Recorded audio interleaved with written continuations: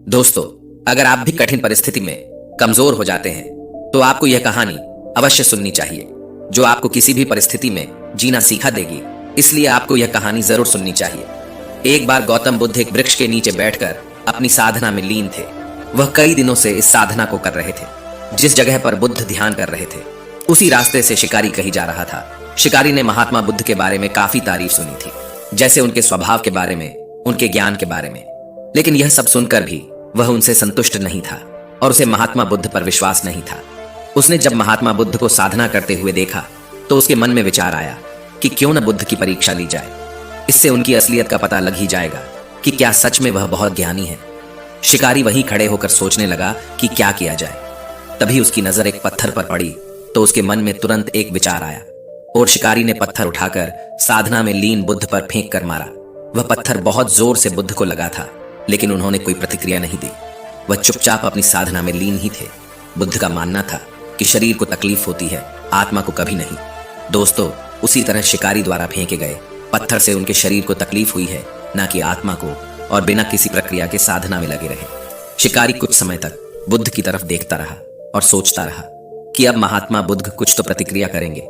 लेकिन महात्मा बुद्ध अपनी साधना में लीन थे, उन्होंने कोई प्रतिक्रिया नहीं की। कुछ देर बाद फिर शिकारी ने पत्थर से बुद्ध को मारा। पत्थर अब की बार महात्मा बुद्ध की आंखों के ऊपर लगा और उस जगह से बहुत तेज रक्त बहने लगा। महात्मा बुद्ध को महसूस हो गया था कि उनके शरीर से रक्त बह रहा है, लेकिन वह तब भी अपने ध्यान से नहीं उठे। यह देखकर वह शिकारी और क्रोधित हो गया। उसे समझ नहीं आ रहा था कि इतनी चोट के बाद भी वह कोई प्रतिक्रिया क्यों नहीं दे रहे हैं। तब उसने और गुस्से में उन्हें एक और पत्थर फेंक कर मारा।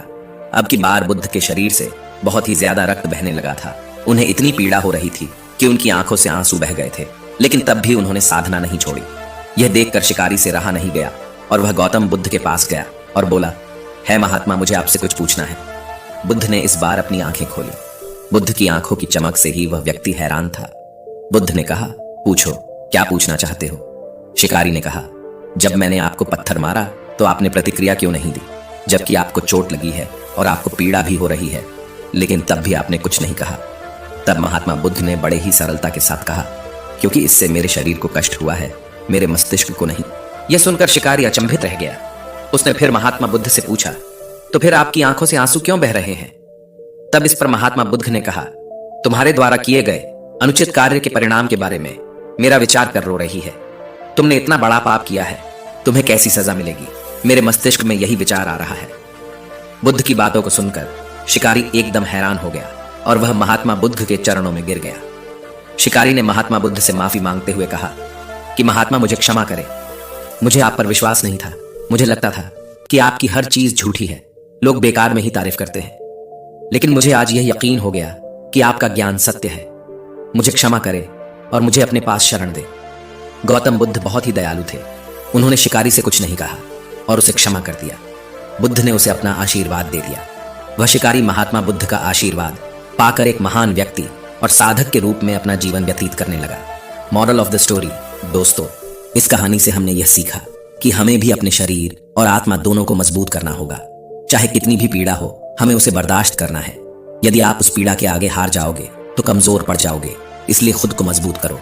यदि आपने स्वयं को मजबूत कर लिया तो कोई भी आपको किसी भी परिस्थिति में नहीं तोड़ सकता। दोस्तों, आप हमें कमेंट करके जरूर बताएं कि आपको यह कहानी कैसी लगी। ऐसी ही कहानियों को पाने के लिए आप हमारे चैनल को सब्सक्राइब जरूर करें। सुनते रहिए। धन्यवाद।